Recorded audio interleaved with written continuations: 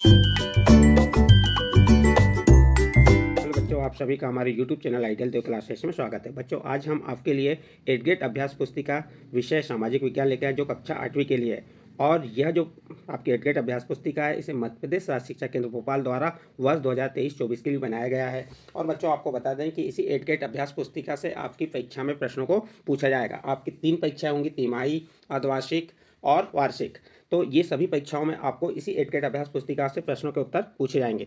और इसको हल करने से पहले आपको क्या करना है, जो आपकी सामाजिक और राजनीतिक जीवन 3 है, इसकी जो अध्याय 8 समझाएंगे आप, तो अध्याय 8 के जो पुस्तक है, पुस्तक में जो अध्याय 8 है उस पुस्तक का अध्ययन कर लीजिए। उसके बाद आप क्या कीजिए, जो आपको ये 8th ग्रेड अभ्यास पुस्तिका में प्रश्न दिए हैं उनके उत्तर लिखिए। तो देखते हैं हम अध्याय 8 क्या कह रहा है। कानून व सामाजिक न्याय। इसका प्रश्न नंबर 1 है, मजदूर वर्ग की आर्थिक सुरक्षा हेतु प्रावधान है। प्रश्न क्या है आपका, मजदूर वर्ग की आर्थिक सुरक्षा हेतु प्रावधान है। ए नंबर सामाजिक सुरक्षा कानून, बी नंबर स्वास्थ्य कानून, सी नंबर न्यूनतम वेतन कानून और डी नंबर मन चाहे वेतन का कानून। तो इसका सही आंसर आपका आ जाएगा सी नंबर का न्यूनतम वेतन कानून। तो आप यहाँ पे सी नंबर का आंसर लिख देंगे, न्यूनतम वेतन कानून। प्रश्न नंबर 1 कंप्लीट हुआ। इसके बाद नेक्स्ट प्रश्न है आपका प्रश्न नंबर 2, विकसित देशों के उद्योगों का विकासशील देशों में आने का कारण नहीं है। प्रश्न क्या है, विकसित देशों के उद्योगों का विकासशील देशों में आने का कारण नहीं है। यहाँ 4 ऑप्शन है। इसका पहला ऑप्शन है ए नंबर सस्ते श्रमिक व सुलभ संसाधन, बी नंबर विकासशील देशों के कमजोर कानून, सी नंबर विकसित देशों का सद्भाव और डी नंबर जोखिम भरे उद्योगों पर कड़ा प्रतिबंध।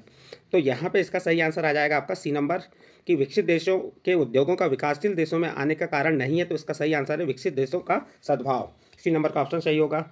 नेक्स्ट प्रश्न देखते हैं, प्रश्न नंबर 3, बिजली से चलने वाले कार्गो को कहते हैं। ए नंबर कारखाना, बी नंबर विद्युत हथकरघा, सी नंबर सुविधा केंद्र, डी नंबर पावर लूम। तो इसका सही आंसर हो जाएगा डी नंबर, बिजली से चलने वाले कार्गो को कहते हैं, क्या कहते हैं, पावर लूम कहते हैं। नेक्स्ट क्वेश्चन देखिए, क्वेश्चन नंबर 4, न्यूनतम वेतन से क्या आशा है। तो उत्तर देखिए, न्यूनतम वेतन वह मजदूरी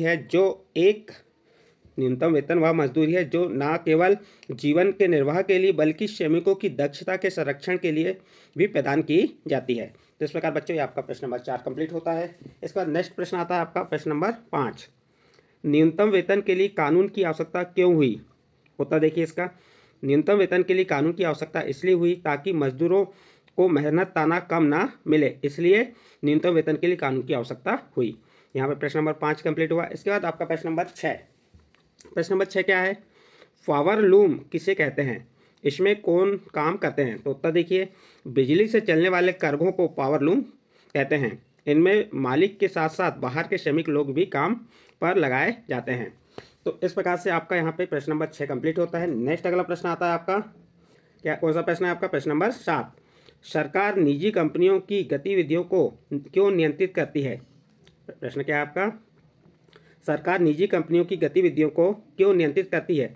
तो देखिए, सरकार निजी कंपनियों की गतिविधियों को इसलिए नियंत्रित करती है ताकि सामाजिक न्याय सुनिश्चित किया जा सके। आपका प्रश्न नंबर 7 का उत्तर कंप्लीट हुआ। इसके बाद आपका प्रश्न नंबर 8 आता है। प्रश्न नंबर 8 क्या है, शोषण से मुक्ति के अधिकार का अर्थ लिखिए। प्रश्न क्या है, शोषण से मुक्ति के अधिकार का अर्थ लिखिए। तो उत्तर देखिए, शोषण से मुक्ति के अधिकार का अर्थ है कि किसी को भी कम मेहनत ताना पर काम करने या बंधुआ मजदूर के तौर पर काम करने के लिए मजबूर नहीं किया जा सकता। संविधान में यह भी कहा गया है कि 14 साल से कम उम्र के किसी भी बच्चे को किसी कारखाने या खदान या किसी अन्य खतरनाक व्यवसाय में काम पर नहीं रखा जाएगा। तो ये क्या हो गया, शोषण से मुक्ति के अधिकार का अर्थ हुआ यहाँ पे कंप्लीट। आपका प्रश्न नंबर 8 कंप्लीट हुआ। इसके बाद आपका नेक्स्ट प्रश्न आएगा प्रश्न नंबर 9। प्रश्न नंबर 9 क्या कह रहा है, सन 2017 में एक ऑनलाइन पोर्टल जो आपका https://pencil गवर्नमेंट इन क्यों बनाया गया। तो उत्तर देखते हैं इसका, सन 2017 में एक ऑनलाइन पोर्टल पेंसिल बॉल मजदूरी को रोकने के लिए शुरू किया गया। सन 2017 में एक ऑनलाइन पोर्टल पेंसिल बॉल मजदूरी को रोकने के लिए शुरू किया गया था। यह पोर्टल शिकायत दर्ज कराने, चाइल्ड टेकिंग इत्यादि कार्यों के लिए कार्यान्वयन एवं मॉनिटरिंग के लिए है। तो इस प्रकार से आपका प्रश्न नंबर 9 कंप्लीट हुआ। नेक्स्ट प्रश्न है प्रश्न नंबर 10, यूनियन कार्बाइड ने भारत में ही अपना कारखाना क्यों खोला। तो उत्तर देखिए, यूनियन कार्बाइड ने भारत में ही अपना कारखाना निम्नलिखित कारणों से खोला। नंबर 1, सस्ता श्रम, क्या है यहाँ भारत में क्या था, सस्ता श्रम था, इसलिए यूनियन कार्बाइड ने भारत में ही अपना कारखाना खोला।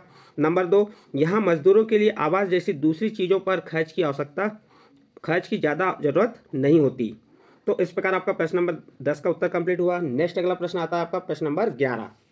प्रश्न नंबर 11 क्या है, यूनियन कार्बाइड के भोपाल और अमेरिकी षड्यंत्रों में सुरक्षा व्यवस्था में क्या अंतर थे, लिखिए।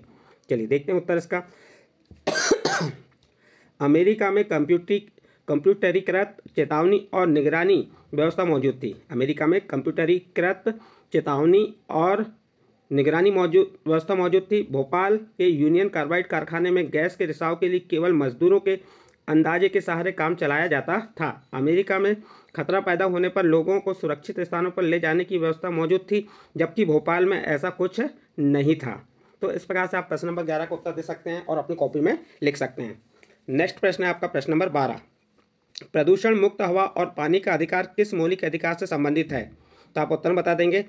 प्रदूषण मुक्त हवा और पानी का अधिकार संविधान के अनुच्छेद 21 जीवन का अधिकार के तहत मौलिक अधिकार है। ये आपका प्रश्न नंबर 12 कंप्लीट हुआ। इसके बाद नेक्स्ट अगला प्रश्न है आपका प्रश्न नंबर 13। कंप्रेस्ड नेचुरल गैस जिसे सीएनजी कहते हैं, ईंधन के इस्तेमाल से क्या फ़ायदा होता है? तो आप उत्तर बता सकते हैं। सीएनजी ईंधन के इस्तेमाल से वायु प्रदूषण में गिरावट देखने को मिलती है। इसका सबसे अच्छा उदाहरण दिल्ली है। साथ ही हवा में विषैले पदार्थ का स्तर कम दिखलाई पड़ता है।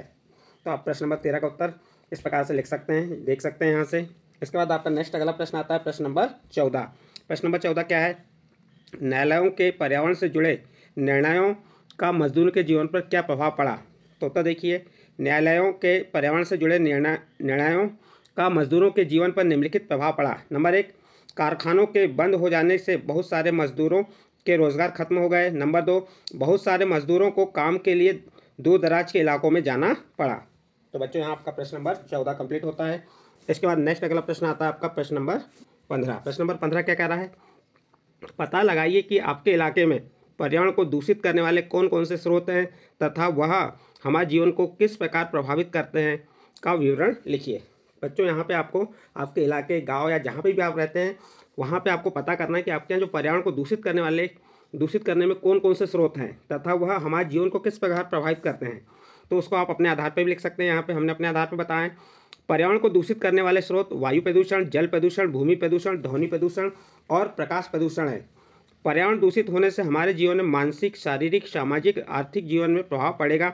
पर्यावरण प्रदूषण से पृथ्वी दूषित होती जा रही है और तेजी से उसका संतुलन भी बिगड़ जाता है।